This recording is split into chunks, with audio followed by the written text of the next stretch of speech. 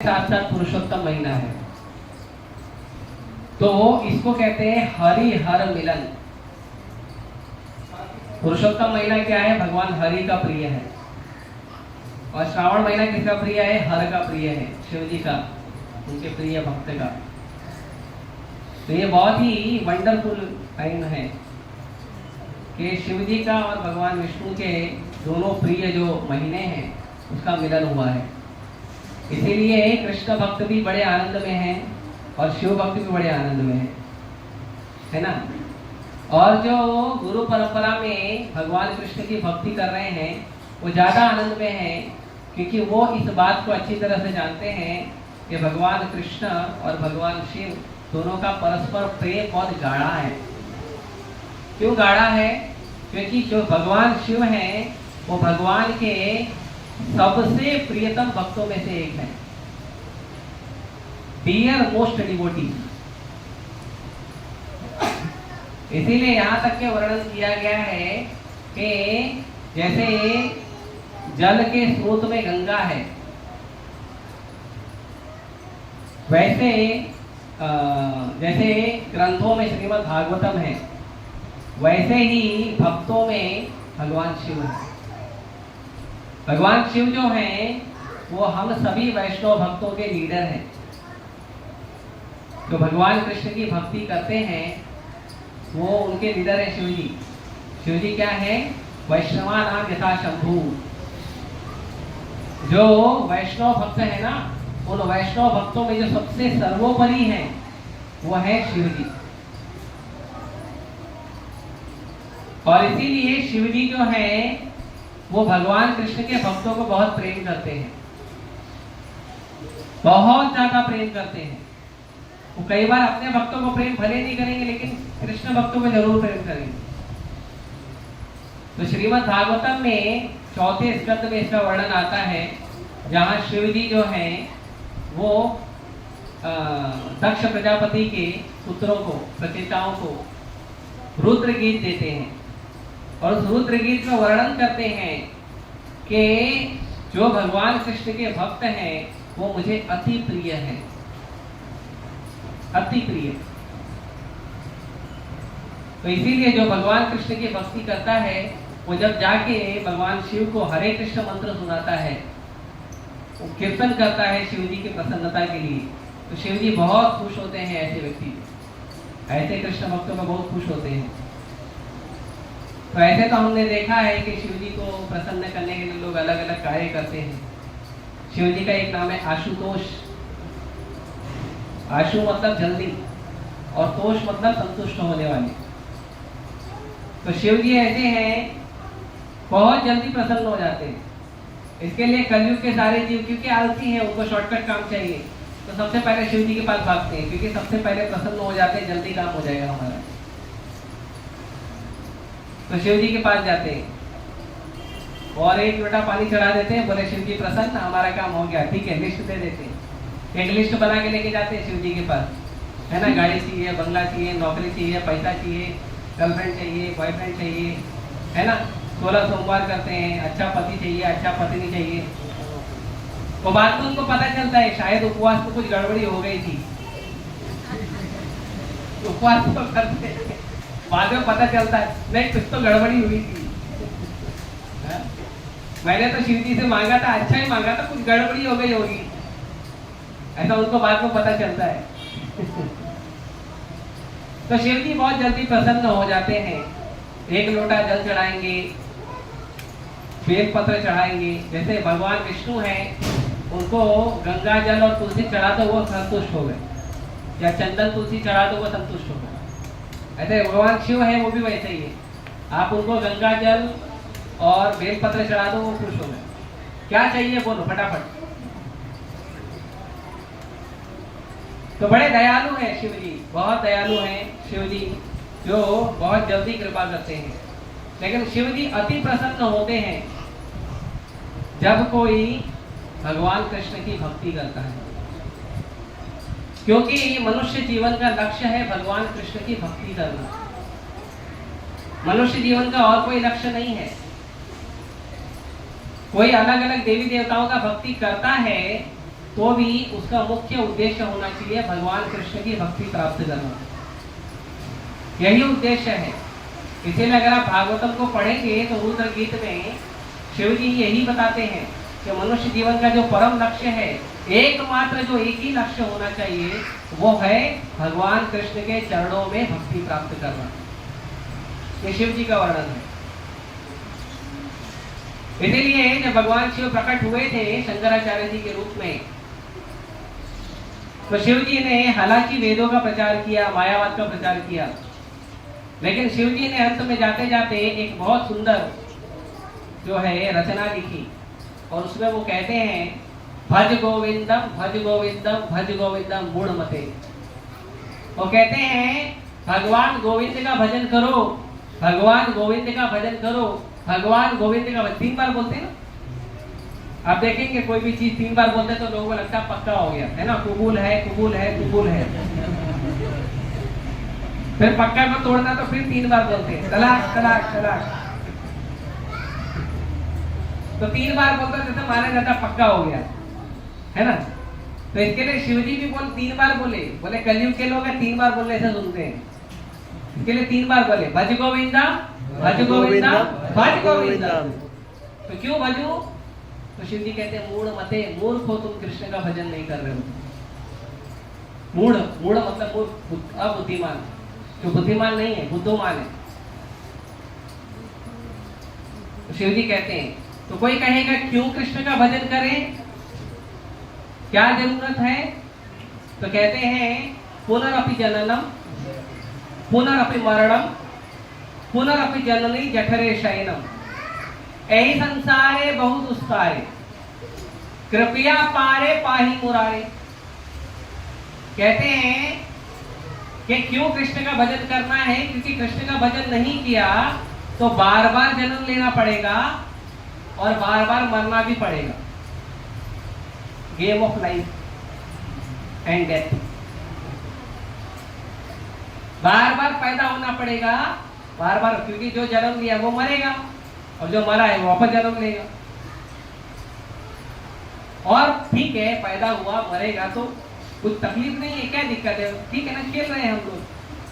बोलते नहीं, पुनरअपि जननी जठरे शयनम, माँ के गर्भ में 9 महीना, no electricity, no mobile, no wifi, no internet, मनपसंद कोई खाना नहीं, मनपसंद कुछ पीना नहीं, जो माँ खाएगी वो मिलेगा, जो माँ पिएगी वो मिलेगा, जो माँ पढ़ेगी वही मिलेगा, जो माँ देखेगी वही मिलेगा, अपने मर्जी से कुछ नहीं मिलेगा। और 9 महीना पैर ऊपर सिर नीचे, अच्छा है ना भाई? जिनको अच्छा लगता है वो देखे, ट्राई नेक्स्ट लाइफ, ठीक है। लेकिन अगर कृष्ण भजन नहीं करेंगे तो ये दुर्गति होने वाली है। और ऐसा नहीं है केवल मनुष्य शरीर मिलेगा, पता नहीं कौन सा शरीर मिलेगा। कोई बोलेगा तो क्या होगी, ठीक है ना, 9 महीना हम टॉर्चर करेंगे, फिर जेल से बाहर आ जाएंगे, घर से बाहर आ जाएंगे, तब तो इंटरनेट चला सकते हैं, तब तो रील्स देख सकते हैं, है ना? नहीं, no confirmation you will get the human form. आपको मनुष्य शरीर मिलेगा उसका गारंटी नहीं है ना? अभी मोबाइल कौन चलाते हैं? खाली मनुष्य चलाते हैं, और कोई पशु तो चला नहीं पा रहा है ना?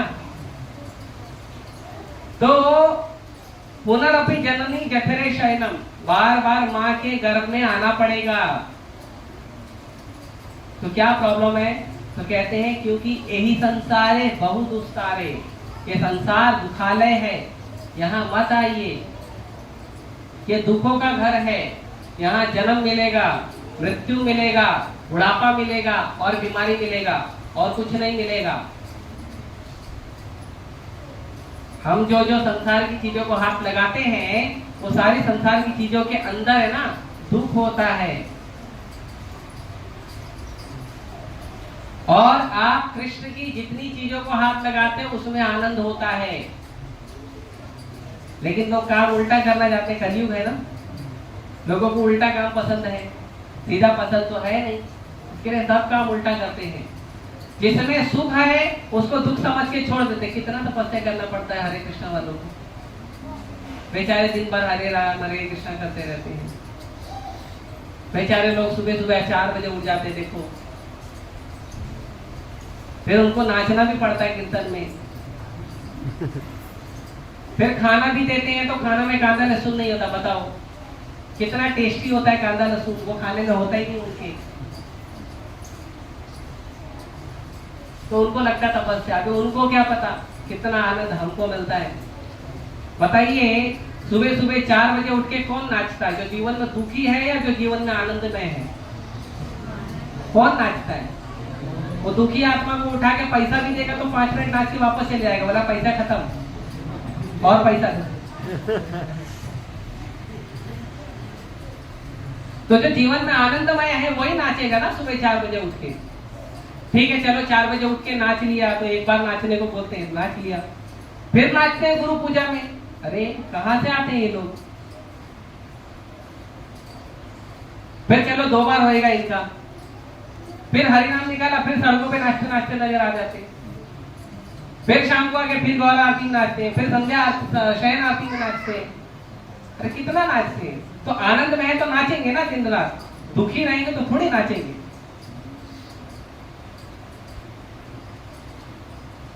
तो यही संसार है, बहुत दुस्तार है। यदि कृष्ण भजन नहीं करते हैं तो यह संसार दुखालय है, दुखों का घर है। तो पुस्तकालय में क्या मिलता है? पुस्तक, है ना। रुग्णालय में क्या मिलता है? रुग्ण, बीमार आदमी। तो दुखालय में क्या मिलेगा? दुख। और ये संसार दुखालय है किसने बोला? संसार बनाने वाले ने। जैसे एडवर्टाइजमेंट होता है ना मोबाइल का, टीवी का, फ्रिज का, एसी का, तो कंपनी वाला बताता है इसमें क्या क्या फीचर है ना। वैसे संसार भगवान कृष्ण ने बनाया तो इसके फीचर बताए। 2 फीचर है, दुखालय और शाश्वत। कोई बोलेगा ठीक है संसार दुखालय तो क्या हो गया, हम दुख में मजे करेंगे। ऐसे भी लोग हैं संसार में। तो भगवान बोले टेम्पररी नहीं है ये, परमानेंट नहीं है, टेम्पररी है। तुम एक दुख से लड़ना सीख जाओगे, वो हट जाएगा, दूसरा आ जाएगा, अब उससे लड़ो। फिर वो हटा, तीसरा आएगा, वो हटा, चौथा आएगा। कितनी समुद्र की लहरें होती है वैसे हमारे जीवन में दुख आते जाएगा। तो सुख कब आएगा? जो 2 दुख आते हैं ना, एक दुख आया उसके बाद दूसरा दुख आया, उसके बीच में जो रिलैक्स पीरियड होता है ना, उसको लोग सुख बोलते हैं। असली में संसार में कोई सुखी नहीं। जो कृष्ण का भजन नहीं करता वो कभी सुखी नहीं है। तो शिव जी ये बात समझाते हैं कि हमको भगवान कृष्ण का भक्ति करना चाहिए। हमको भगवान कृष्ण का भक्ति करके जीवन को आनंदमय बनाना चाहिए। पार लगा लो इस संसार को, वैसे दुखमय संसार से पार हो जाओ, निकल जाओ बाहर, जाओ भगवान के धाम में, वहां रहो आनंद में, नित्य आनंद। यत्कत्वान निवसन्ते तद्धामं परमं मम। भगवान के धाम में जाने का सिंगल टिकट है, रिटर्न टिकट निकलता ही नहीं है। रिटर्न टिकट अवेलेबल ही नहीं है, एक ही टिकट निकलता है। विंडो से टिकट निकाला, कंफर्म हो गया, फिर वापस नहीं आएंगे। फिर क्या करेंगे? आनंद में रहेंगे, सदा आनंद में रहेंगे। चिंतामणि प्रकर सतमसु कल्प वृक्षा लक्षावृतेषु सुरभिरभिपालयन्तम् लक्ष्मी सहस्र शत संभ्रम सेव्यमानम गोविंदमादि पुरुषं तमं भजामि। ऐसे धाम में जाएंगे जो चिंतामणि धाम है, जहाँ जितने पेड़ पौधे हैं वो कल्प वृक्ष है। जो कल्पना करोगे मिलेगा।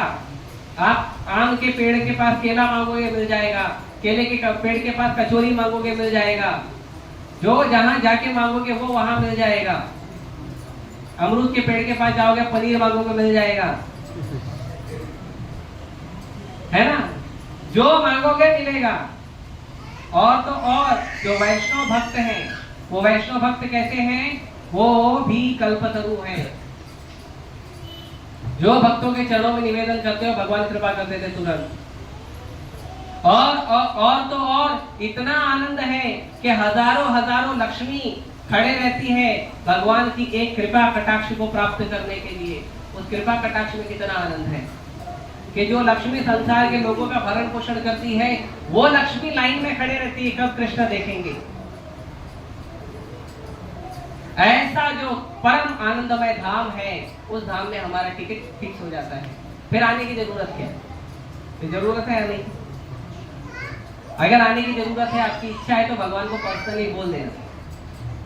तो भगवान जब आएंगे तो आपको साथ में लेके आएंगे, क्योंकि फिर भाग गया तो इसके लिए भगवान ध्यान रखेंगे। ठीक है, तो ये शिव जी हमें ज्ञान देते हैं। जो वैष्णव संप्रदाय है, 4 वैष्णव संप्रदाय हैं। तो 4 वैष्णव संप्रदाय में एक के आचार्य है माता लक्ष्मी, एक के आचार्य है ब्रह्मा जी, एक के आचार्य है ब्रह्मा जी के 4 मानस पुत्र चतुर्कुमार, और एक के आचार्य है भगवान शिव, रुद्र संप्रदाय। तो ये 4 संप्रदाय हैं। तो शिव जी जो है वो खुद वैष्णव भक्ति का प्रचार करते हैं, वो खुद भगवान कृष्ण की भक्ति का प्रचार करते हैं। इसीलिए जब आप अमरनाथ की यात्रा, आप जाते हैं, अमरनाथ नाम का एक धाम भी है ना, बर्फीले प्रदेशों में, है ना अमरनाथ। पता है वो अमरनाथ क्यों पड़ा उसका नाम? क्योंकि वहां पे अमर कथा बोली गई थी। कितने लोगों को पता है वो अमर कथा क्या थी? कौन सी बुक थी अमर कथा नाम थी, जिसको शिव जी पढ़ रहे थे? पता है? नहीं पता? वो है श्रीमद् भागवतम। वो है श्रीमद् भागवत महापुराण, जो इस्कॉन में डेली पढ़ा जाता है, एवरी सिंगल डे इस्कॉन में पढ़ा जाता है। और अभी भाद्र पूर्णिमा आ गई है, 29 सितंबर को भाद्र पूर्णिमा है। तो जो व्यक्ति श्रीमद् भागवतम को पढ़ता है, जो व्यक्ति श्रीमद् भागवतम सुनाता है, जो व्यक्ति श्रीमद् भागवतम का दान करता है, उन सब को भगवान का धाम प्राप्त होता है। तो ये अभी सुनहरा मौका चालू हो गया है, भाद्र पूर्णिमा। तो आप में से या तो आप भागवतम खरीद के खुद को गिफ्ट कर दो, खुद को भी गिफ्ट कर सकते हैं, वो भी अलाउड है भक्ति में। खरीद के खुद को गिफ्ट करो, पढ़ो। या तो आपके पास अगर है तो आप किसी मित्र को, किसी स्टूडेंट को, किसी भक्त को आप गिफ्ट करिए।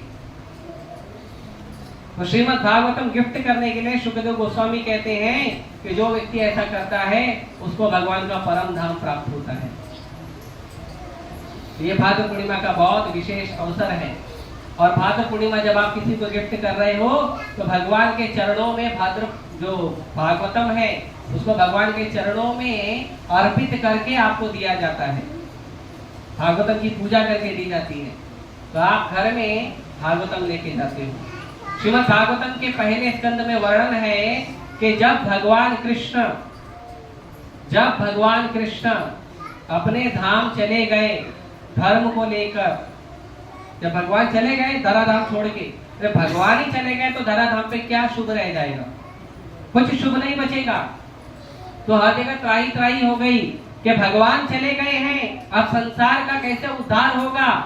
तो भगवान फिर से प्रकट हो गए, और भगवान जब प्रकट हुए तो साहित्य अवतार में प्रकट हुए, और वो साहित्य अवतार है श्रीमद् भागवतम।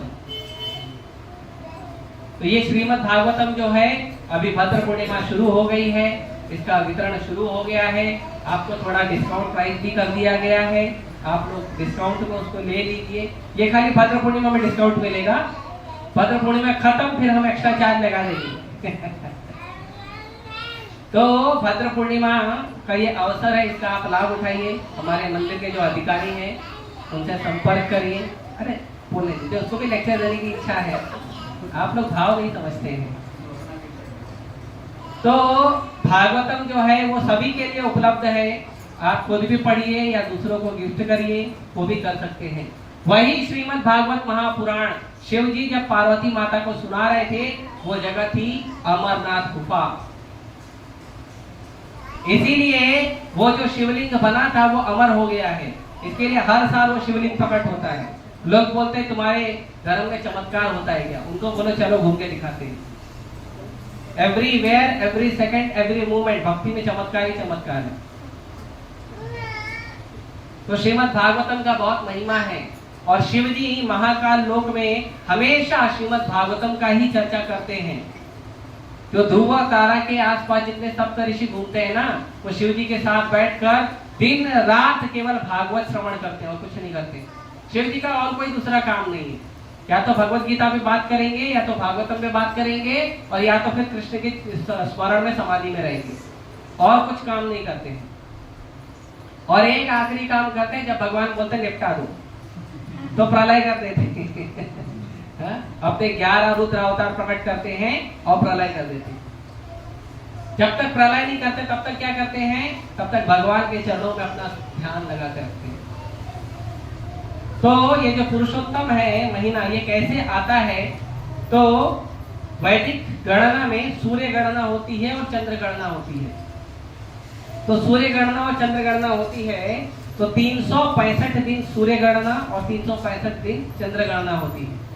तो सूर्य की जो गणना होती है वो तो 365 दिन की होती है, लेकिन जो चंद्र गणना होती है वो 365 दिन की नहीं होती है, वो 314 दिन और कुछ घंटों की होती है। तो हर साल का 10 दिन एक्स्ट्रा बच जाता है, हर साल का 10 दिन एक्स्ट्रा। तो एक साल का 10 दिन एक्स्ट्रा, फिर दूसरे साल का 10 दिन एक्स्ट्रा, फिर तीसरे साल का 10 दिन एक्स्ट्रा, तो कितना हो गया 30 दिन।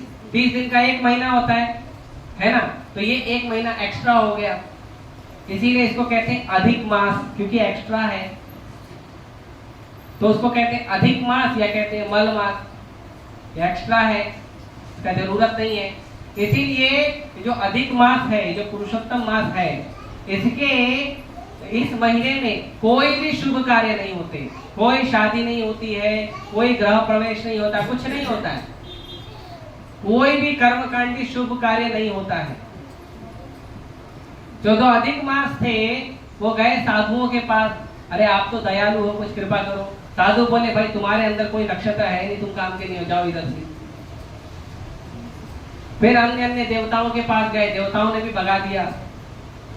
तो जिसका कोई नहीं होता है उसके पूर्ण पुरुषोत्तम भगवान होते हैं।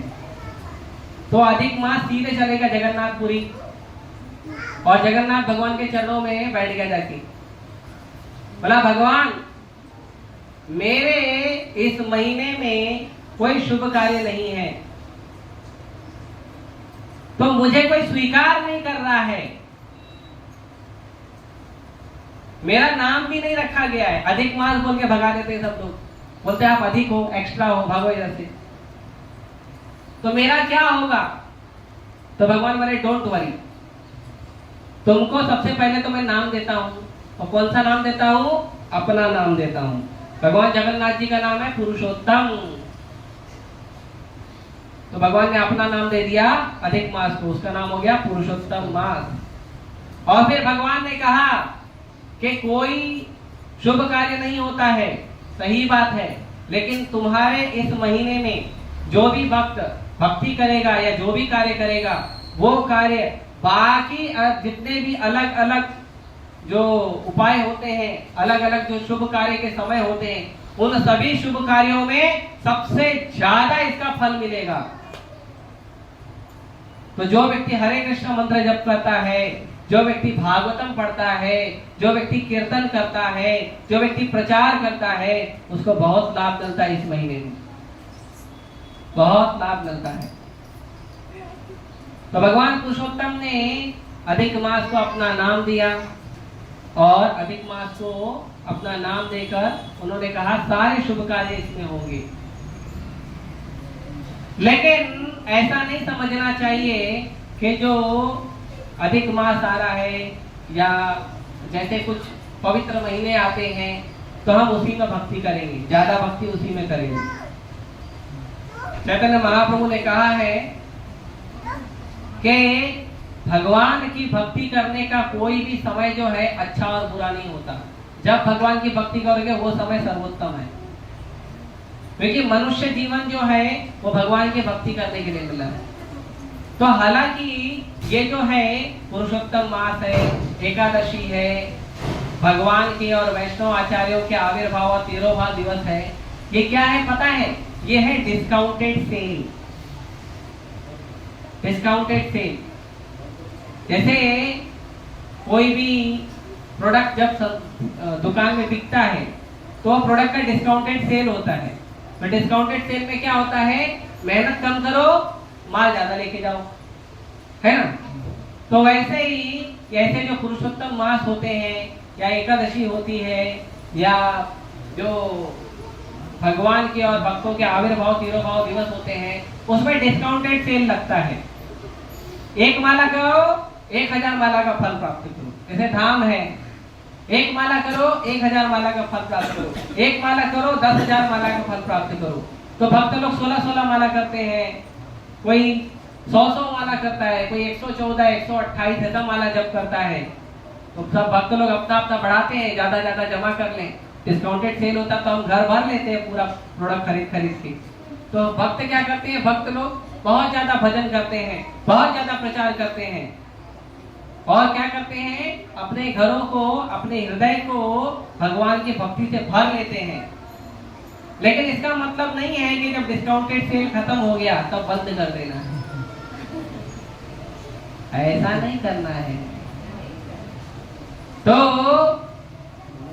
ये जो डिस्काउंटेड सेल है, ये बहुत सारे लोगों को लुभा सकते हैं। आप उनको बता सकते हैं, देखो पुरुषोत्तम महीना चल रहा है, बहुत पवित्र महीना है, आप जप करिए।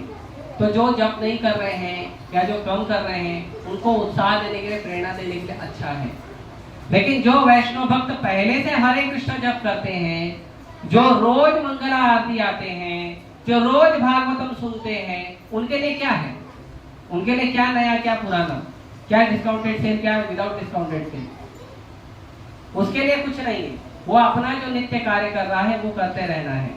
हाँ, उसको लगे पुरुषोत्तम महीना है, 4 लोगों को प्रचार कर रहे हो, माला बढ़ा रहे हो, अच्छी बात है। लेकिन उसके नाम पर कुछ कर्म कांड नहीं करना है कि डिस्काउंटेड सेल आ गया, ये महीना आ गया तो हम भजन अच्छे से करेंगे, बाकी साल भर हम ढीले रहेंगे, ये अच्छी बात नहीं। तो हर समय भगवान की भक्ति जो है सतर्क होके करनी चाहिए। जैसे शिव जी सतर्क होकर भक्ति करते हैं। आपको पता है, जब शिव जी समाधि में जाते हैं, तो जब एक बार समाधि में जाते हैं तो पता है कितने साल बाद उनकी एक समाधि खुलती है, पता है? किसको पता है? 88,000 साल। इसके लिए जब शिव जी समाधि में जाते हैं तो लोग पहले ही सारा चेक साइन करवा लेते हैं, पहले ही सारा काम करवा लेते हैं कि शिव जी ये काम भी कर दो, ये काम भी कर दो, इसको आशीर्वाद दो, उसको दे दो, क्योंकि आप समाधि में गए तो 88,000 साल के बाद ही मिलोगे। ऐसे ध्यान लगाना चाहिए, एकाग्र चित्त।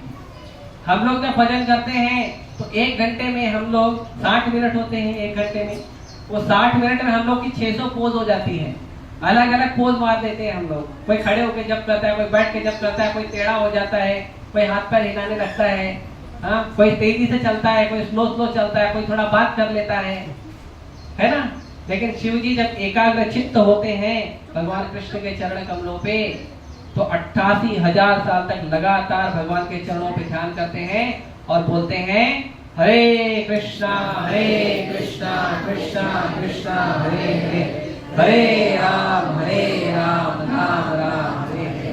तो हमेशा हरे कृष्ण मंत्र का नाम जप करते हैं, हमेशा। जैसे एक वैष्णव भजन है, इसमें वर्णन है कि ब्रह्मा बोले चतुर्मुख हरे कृष्ण कृष्ण कृष्ण हरे हरे, हरे राम राम राम हरे हरे। शिव बोले पंचमुख, शिव जी 5 मुंह से बोलते हैं।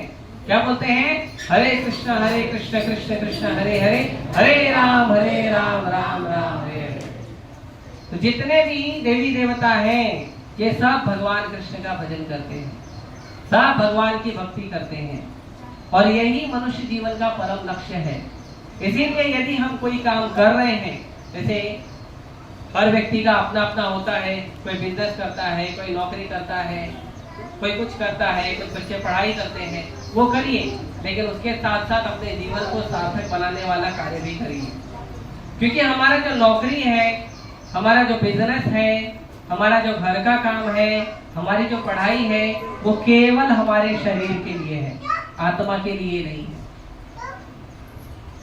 हमारी आत्मा के लिए नहीं है।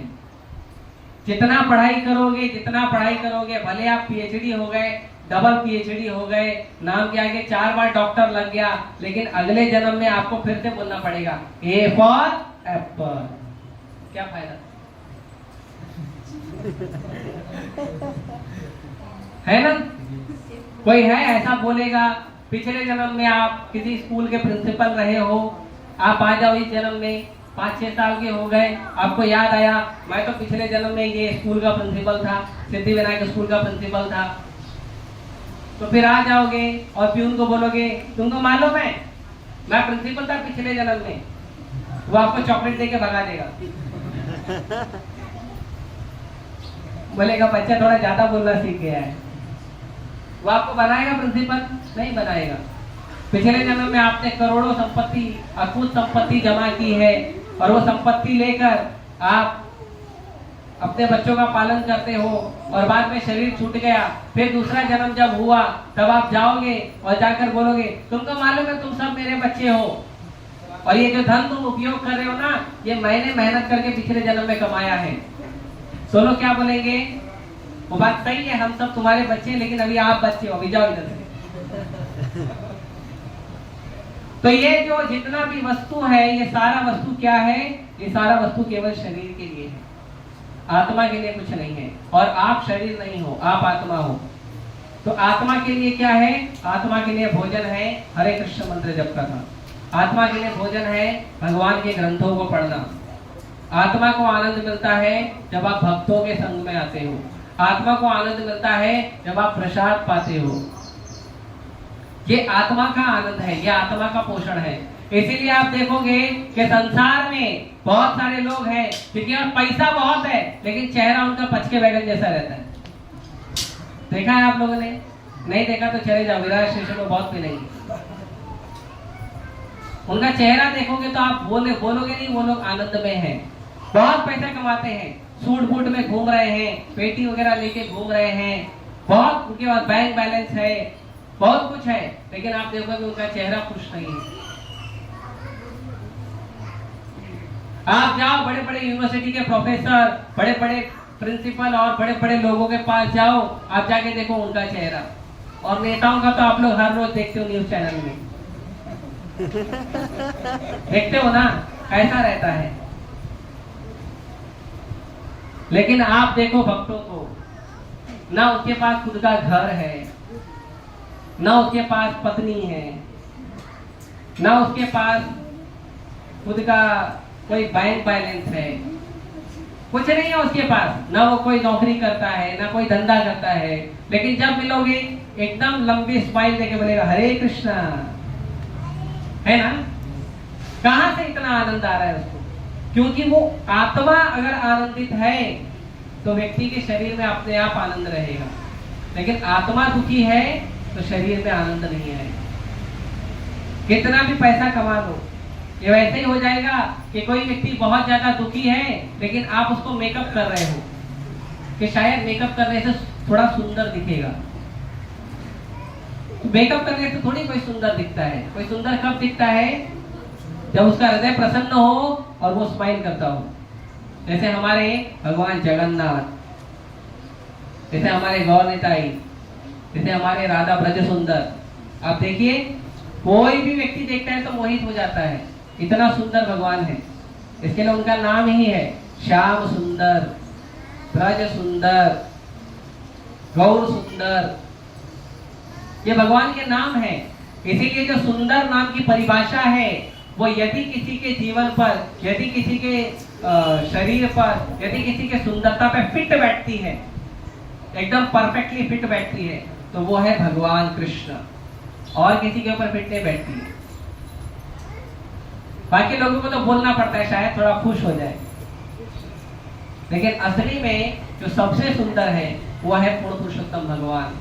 तो भगवान धरती पे आए हैं ग्रंथ के रूप में, भगवान धरती पर आए हैं नाम के रूप में, कली काले नाम रूपे कृष्ण अवतार।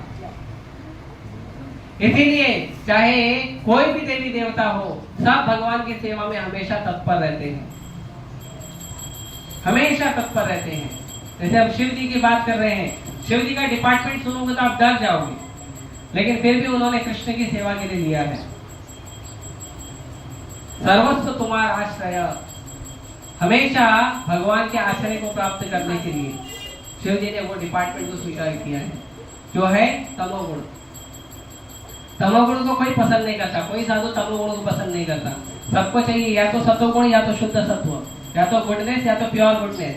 कोई तमोगुण को नहीं चाहता, कोई कंट्रोल नहीं करना चाहता। लेकिन शिव जी बोले मैं करूंगा, भगवान कृष्ण की प्रसन्नता के लिए। तो जो तमोगुण को कंट्रोल करते हैं तो उनके पास स्टाफ मेंबर भी होंगे। अभी डिपार्टमेंट मिला तो स्टाफ मेंबर भी होंगे। तो जो तमोगुणी लोग हैं वो कौन होते हैं? भूत, प्रेत, पिशाच। शिव जी बोले नो प्रॉब्लम, मैं इनको संभाल लूंगा। हालांकि वैष्णव भक्तों के साथ वो कथा करते हैं, लेकिन बाकी स्टाफ मेंबर है उनको भी संभालते हैं। इसीलिए संसार में जिसको हर आदमी त्याग देता उसको शिव जी स्वीकार कर लेते हैं, बोलते नो प्रॉब्लम, इसको मैं भक्त बनाऊंगा। उनका प्रचार थोड़ा हाई लेवल का है, हम लोग तो डर के भाग जाएंगे। लेकिन शिव जी अपनी शरण में रहते हैं। ऐसे कृपालु दयालु पुरुष हैं शिव जी। तो तुम्हारा रहने का ऑफिस क्या होगा? तो वो शमशान घाट। इसके बावजूद आप देखिए इतने महान वैष्णव हैं कि शिव जी हमेशा प्रचार में लगे रहते हैं, हमेशा भगवत गीता भागवतम का प्रचार करते हैं। एक क्षण भी कृष्ण भक्ति के अलावा वो नहीं बिताते हैं, एक क्षण भी नहीं बताते। तो ये हमें सीखना चाहिए। कई बार लोग कहते हैं कि हम इस देवी देवता का पूजा करते हैं। आप जाइए अपने देवी देवता से पूछिए तो सही कि मेरे लिए क्या सही है, तो वो आपको इस्कॉन भेज देंगे, हरे कृष्णा मंदिर भेजेंगे भजन करने के लिए। यही मनुष्य जीवन का असली स्वभाव है। जीवेर स्वरूप होए कृष्णेर नित्य दास। जीव का अगर कोई एक स्वरूप है वो है कृष्ण का दास बनना। यही हमें सिखाया जाना चाहिए। दुर्भाग्यवश हमारे स्कूल कॉलेज में हमको कहीं नहीं सिखाया जाता है। हमको क्या बताया जाता है? बड़ा बनो, सबसे बड़ा बनो, तुम अकेला फर्स्ट आना चाहिए, बाकी सब फेल होने चाहिए, ऐसा सिखाया जाता है। तो यदि ऐसा गुण सिखाया जाएगा तो हमारे जीवन में अच्छे गुण नहीं आएंगे। फिर क्या आएगा? ईर्ष्या आएगी, द्वेष आएगा, अहंकार आएगा। लेकिन जब आप भगवत गीता और भागवतम पढ़ते हो तो आप देखते हो वहां पे क्या सिखाया जाता है? प्रणादपि सुनीचेना करोरेव सहिष्णुना अमानीना मानतेना कीर्तनीय सदा हरि। खुद को घास के तिनके से भी छोटा मानिए, वृक्ष से भी ज्यादा सहनशील बनिए, खुद को मान की इच्छा मत रखिए, दूसरों को सम्मान दीजिए। तब आपके अंदर क्या आएगा? सहनशीलता, लोगों से प्रेम आएगा, लोगों से मित्रता बढ़ेगी। तब आपके अंदर अच्छे गुण विकसित होंगे।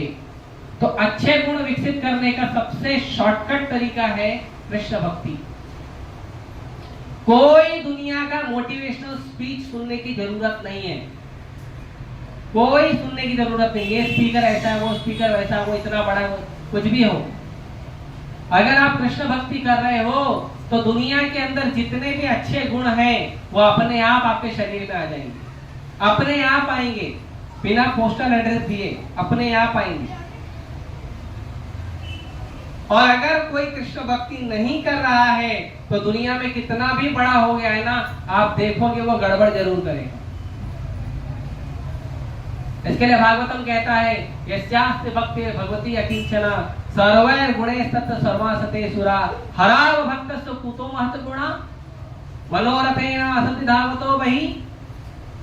जो भगवान कृष्ण की भक्ति करता है, जो भगवान जगन्नाथ की भक्ति करता है, जो भगवान गौर की भक्ति करता है, उस व्यक्ति के शरीर में सारे अच्छे गुण आ जाते हैं। किसके गुण आ जाते हैं?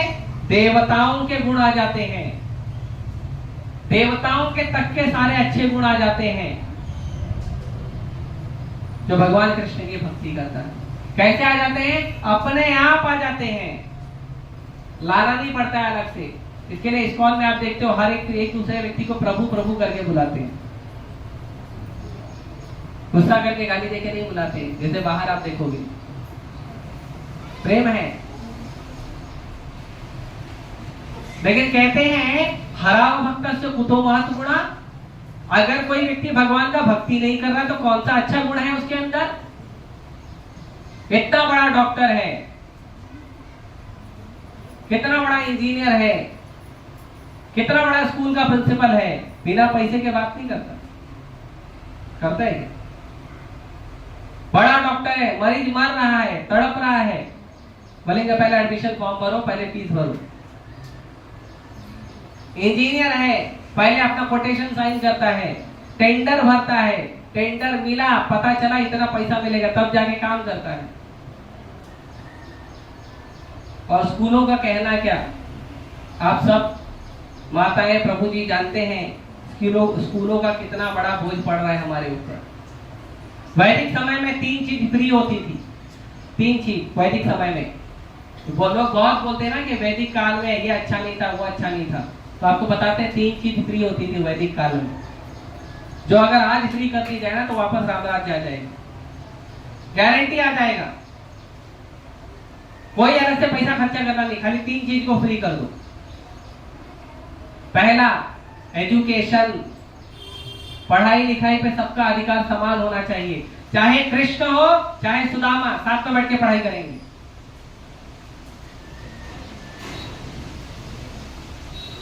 आज मित्रता दिवस है ना, हैप्पी फ्रेंडशिप डे। कृष्ण से अच्छा मित्र कौन होगा? और कृष्ण भक्त से अच्छा मित्र कौन होगा? नहीं मिलेगा, कितना भी प्रयास कर लो नहीं मिलेगा। गूगल बाबा के पास भी नहीं है कृष्ण और कृष्ण भक्त से अच्छा मित्र, गूगल के पास भी नहीं है, उसी में सर्च मारते ना लोग, नहीं मिलेगा। क्यों? कृष्ण कहते हैं सूहृदम सर्वदेहिनाम, संसार के जितने जीव हैं सबके प्रिय मित्र कौन है? कृष्ण है, सबके प्रिय मित्र। हम अलग अलग जन्म जब लेते हैं ना तो हमको अलग अलग जन्म में अलग अलग लोग मिलते हैं, नए माता पिता, नए मित्र, नए बंधु, नए बच्चे, सब नए नए जीवात्मा मिलती है। केवल एक कृष्ण है जो हमारे हृदय में, चाहे हम मनुष्य बने, चाहे हम पशु बने, चाहे हम पक्षी बने, चाहे जमीन पर रेंगने वाला कीड़ा बने, चाहे पानी में चलने वाली मच्छी बने, कुछ भी बने, छोटा सा मच्छर बने, मकड़ी बने, छिपकली बने, कुछ भी बने, कृष्ण सदा हृदय में हमारे साथ रहते हैं। है कोई इससे अच्छा दोस्त? एक दोस्त बताइए जो अगले जन्म में आपके साथ रहेगा। एक दोस्त, एक व्यक्ति जो अगले जन्म में भी आपके साथ रहेगा, है कोई? कृष्ण है। ईश्वर सर्वभूतानां हृदयेशे अर्जुन तिष्ठति। भगवान बोलते हैं मैं सबके हृदय में रहता हूं, सबके। ऐसा नहीं कि आपके फ्रेंड कृष्ण है और जो दूसरा है उसके फ्रेंड कृष्ण नहीं है, नहीं। अरे जो कृष्ण को गाली भी देता है उसी की भी फ्रेंड है कृष्ण, जो द्वेष करता है उसके भी फ्रेंड है कृष्ण, क्योंकि कृष्ण निकल गए तो शरीर तो ऐसे ही गिर जाएगा। बस खाली कृष्ण के शरीर से निकलने की देरी है। जैसे ही कृष्ण निकले पीछे पीछे आत्मा चले जाती है अपने आप, और शरीर इतना बड़ा 6 फुट का शरीर है ना, वो जैसे मोमबत्ती गल के गिर जाती है वैसे गिर जाएगा वो। ऐसा मित्र बनाइए। तो मित्रता करनी है तो भगवान कृष्ण से करो, भगवान कृष्ण के भक्तों से करो, जीवन में कभी धोखा नहीं मिलेगा।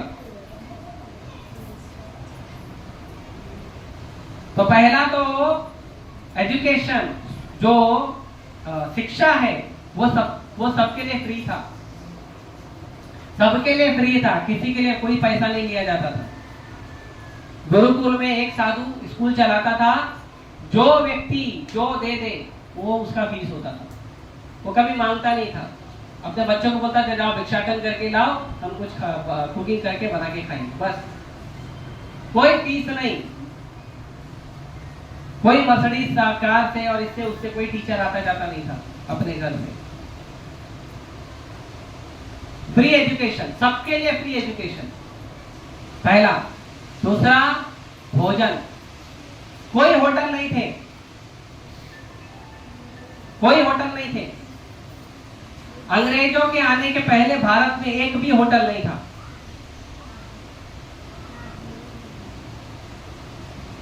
अभी तो चप्पे चप्पे पे खुल गया, कहीं ढाबा, कहीं होटल, कहीं ये कहीं वो। आई एम सॉरी, किसी का होटल होगा तो बुरा मत मानना, पर मैं चीजें थोड़ा क्लियर कर रहा हूं। होटल नहीं होता था। किसी व्यक्ति को कहीं किसी मोड़ पे भूख लगी, आसपास के किसी घर में जाके बोल दे कि मुझे भूख लगी है, थोड़ा भोजन करा दो, और घर का व्यक्ति भोजन करा देता था। इतना प्रेम था लोगों में। इसीलिए तो पूरी दुनिया को हम आकर्षित किए। पूरी दुनिया इसीलिए आकर्षित हुई। ये कौन से मिट्टी के बने हुए लोग हैं, सबको प्रेम करते हैं। होटल बिल्कुल नहीं था। और जो साधु होते थे वो खुद अपना किचन लेके चलते थे, वो खुद ही कुकिंग करते थे। कुकिंग करके भगवान को भोग लगा, खुद भी खाते थे, भंडारा करके पका के खिला के वो चले जाते दूसरा जगह चेंज। तो साधु पूरे संसार में भ्रमण करके लोगों को कथा सुनाते थे और प्रसाद बांटते थे। तो जो भोजन था वो फ्री था। खुद खाओ, खुद उगाओ, खुद खाओ। प्रभुपाद जी कोर्ट में कहते हैं कि खुद का खेती करो, खुद के लिए भोजन उगाओ और खुद के लिए कपड़े उगाओ।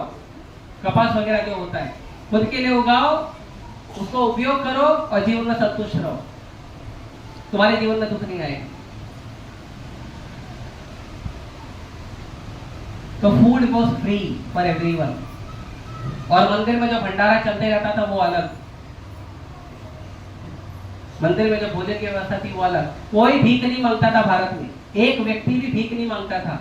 लॉर्ड मैकाले आया था, 17 साल पूरे भारत में भ्रमण किया। 17 साल में उसको एक चोर और एक भिखारी नहीं मिला था। सोचो, ऐसा समृद्ध था हमारा देश, क्योंकि ये वैदिक पद्धति पे चलता था। फिर उसने बोला, ये जो अपना पढ़ाई करते ना, अपने भक्ति का जो पढ़ाई करते ना, उसको बंद करवाओ। उसको बंद करवाओगे ना, हमको सब गुलाम मिलेंगे।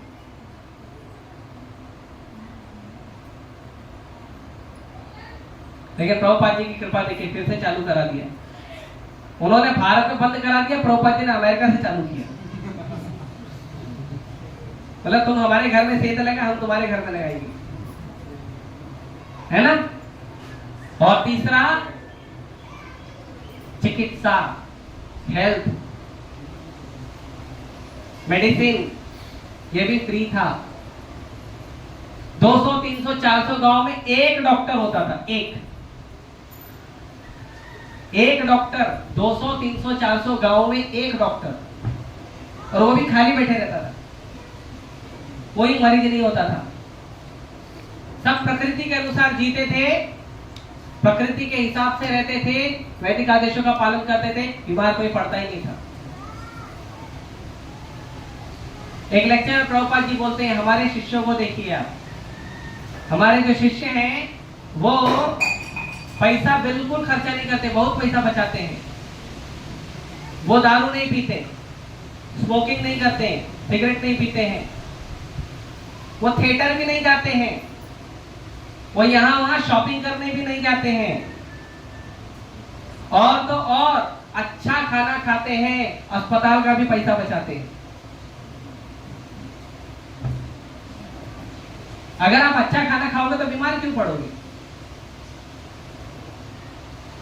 तो ये 3 चीज भारत में फ्री थी। तो कोई व्यक्ति क्यों मेहनत करेगा, क्यों जॉब करेगा। यही 3 चीज के लिए तो आदमी काम करता है, मेहनत करता है। ये फ्री था, इसीलिए इस्कॉन उसी व्यवस्था को वापस ला रहा है। और ये तब होगा संभव जब लोग, हर व्यक्ति कृष्ण भक्ति शुरू करेगा। जब हर व्यक्ति भक्ति करेगा तो ये चीजें अपने आप में परिवर्तन हो जाएगी, अपने आप लोगों में परस्पर संबंध होगा, प्रेम का संबंध होगा। एक हमारी पुस्तक है, इसका नाम है आत्म साक्षात्कार का विज्ञान। उस पुस्तक को उठाइएगा, उसमें प्रभुपाद जी और लेफ्टिनेंट मोदी, इन दोनों का चर्चा हुआ है। वो कर्नल था, रिटायर्ड आर्मी ऑफिसर। तो उसने पूछा प्रभुपाद को कि तुम्हारे पास क्या प्लान है क्रिमिनल लोगों के लिए। तो प्रभुपाद जी ने उसको प्रश्न पूछा, क्राइम होता क्यों है पहले वो बताओ, लोग अपराध करते क्यों है पहले वो बताओ। तो उसने बहुत सारे रीजन दिया, कोई गरीबी के कारण करता है, कोई गलत संगत के कारण करता है, कोई इसके कारण करता है, कोई उसके कारण करता है। प्रभुपाद जी बोले नहीं, लोग अपराध करते हैं क्योंकि लोगों का हृदय गंदा है, एक कारण है बस। जो हृदय में काम, क्रोध, लोभ, मोह, मद, मत्सर नाम का जो बहुत सारा कीचड़ जमा है ना, उसके कारण अपराध होते हैं। तो अभी दुनिया में तो इसका कोई सोल्यूशन नहीं है ना, मार देंगे, पीट देंगे, जेल में डाल देंगे, और क्या करेंगे। आपके हृदय में साफ करने का तो कोई मशीन उनके पास है नहीं, और हमारे वैज्ञानिक बना पाए नहीं क्योंकि उनका खुद का हृदय गंदा है। आपके लिए क्या बनाएंगे? खुद दिन रात दारू पीते, सिगरेट पीते, आपके लिए क्या बनाएंगे? तो फिर उन्होंने प्रभुपाद जी को पूछा, आपके पास क्या सोल्यूशन है? तो प्रभुपाद जी ने कहा, अमेरिका के न्यूयॉर्क शहर के बीचों बीच मुझे आप एक जगह दे दो, सरकार से दिलवाओ, जहां पे मैं सबको फ्री हरि नाम संकीर्तन करवाऊंगा और फ्री में प्रसाद बांटूंगा, और मैं आपको गारंटी देता हूं कि अमेरिका को मैं 0 क्राइम सिटी बना दूंगा, शून्य अपराधी देश, एक अपराध नहीं होगा। ये प्रभुपाद जी ने गारंटी दी है। वो बोला ठीक है मैं ट्राई करूंगा, वापस आया नहीं, बात अलग है। पर ये सॉल्यूशन है, जब संसार का हर व्यक्ति कृष्ण भक्ति करेगा ना, अपराध नाम का चीज नहीं रहेगा, दुख नाम का चीज नहीं रहेगा। भगवान राम के राज्य में शरीर का तो छोड़ो, लोगों को मन का भी दुख नहीं था, और लोगों को इतनी मुक्त, इतना फ्रीडम था, इतनी मुक्ति थी लोगों की कि लोग कब मरना है वो भी खुद डिसाइड करते थे। अभी देंगे तो कोई नहीं मरेगा, सब हिरण्यकशिपु बन जाएंगे, पर इतना छूट था, इसके लिए सब आनंद से रहते थे। और उसकी छोटी सी झलक देखनी है तो इस्कॉन में आप आया करो, सुबह 4 बजे से लेकर रात को 9 बजे तक मॉर्निंग प्रोग्राम एक दिन अटेंड कर लो, पूरा दिन का प्रोग्राम, आपको समझ में आ जाएगा खुशी कहाँ है। एक छोटा सा उदाहरण देकर मैं समाप्त करता हूँ। एक बार हमारे मंदिर के एक भक्त हैं, वरिष्ठ भक्त हैं, उनके पास एक व्यक्ति आया और वो व्यक्ति बोला कि तुम लोग मंदिर के बाहर क्यों नहीं जाते? अरे मंदिर के बाहर रेस्टोरेंट है, गार्डन है, मंदिर के बाहर पब है, वाइन शॉप है, घूमने फिरने की बहुत सारी जगह है, तुम लोग मंदिर में ही पड़े रहते हो? तुम्हारी जिंदगी में तुमको आनंद नहीं लेना क्या? तो प्रभु जी पूछा तुम जाते हो सब जगह? बोले हाँ सब जगह जाता हूं। तो प्रभु जी बोले फिर तुम मंदिर क्यों आया? क्योंकि बाकी जगह आनंद नहीं है। ये हमारे मन में भ्रम डाला जाता है, ये खरीद लो आनंद मिल जाएगा, इस दुकान में आ जाओ आनंद मिल जाएगा, थोड़ा बॉलीवुड के गाने पे नाचो आनंद मिल जाएगा। 20 मिनट से ज्यादा कोई नाच नहीं सकता, कितना भी दारू पिया हो। लेकिन यहाँ पे हरिनाम संकीर्तन पे आपको 2 घंटा नचाने की ताकत रखते हैं। तो असली आनंद है भगवान श्री कृष्ण के चरणों में, असली आनंद है भगवान के भक्तों के संग में।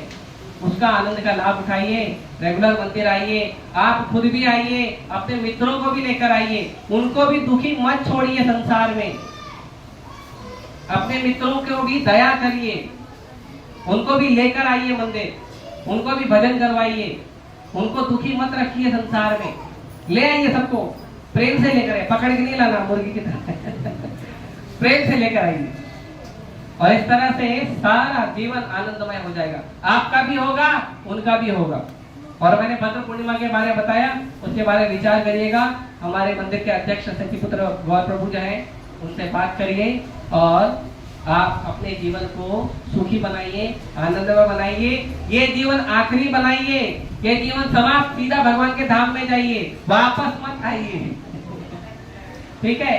हरे कृष्णा कृष्णा कृष्णा हरे हरे, हरे राम राम राम हरे। श्री श्री राधा व्रत सुंदर भगवान के, श्री श्री जगन्नाथ बलदेव सुभद्रा महारानी के, श्री श्री गौर निताय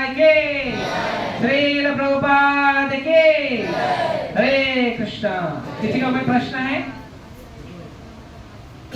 बोलिए माता।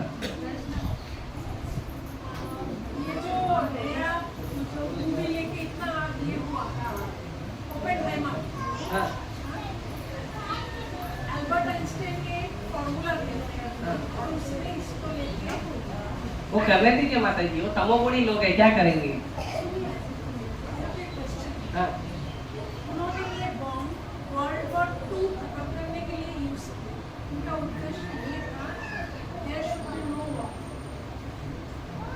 देखिए प्रभुपाद जी ने एक और जगह ये भी कहा है कि जो लोग बॉम्ब बना रहे हैं ना, एक दिन उसका उपयोग करेंगे और गलत उपयोग करेंगे। क्योंकि जब तक व्यक्ति भगवान की भक्ति नहीं करेगा, जब तक इस बात को नहीं समझेगा कि हर हृदय में कृष्ण रहते हैं, जब तक हर व्यक्ति को सम्मान नहीं करना सीखेगा, तब तक बॉम्ब ही फोड़ेगा ना। लेकिन वर्ल्ड वॉर 2 तो खत्म हुआ ना। नहीं, 3 भी होगा, 4 भी होगा, और हमारे घर के आसपास तो रोज कोई ना कोई वर्ल्ड वॉर होते रहता है, होता है ना। बुरा मत मानिएगा, कई तो घर के अंदर ही वर्ल्ड वॉर होने लग जाता है। क्योंकि जो भक्ति नहीं करेगा हृदय गंदा है, और गंदे हृदय में तो दोष निकलेगा ना माता, आनंद तो मिलेगा नहीं। और जब दुखी रहेगा तो उसको वो क्या बोलेगा, मैं दुखी हूँ, ये क्यों सुखी है, तो उसको वो दुखी करेगा। तो ये लड़ाई तो चलते रहेगी। और कोई? ठीक है, धन्यवाद। हरे कृष्णा।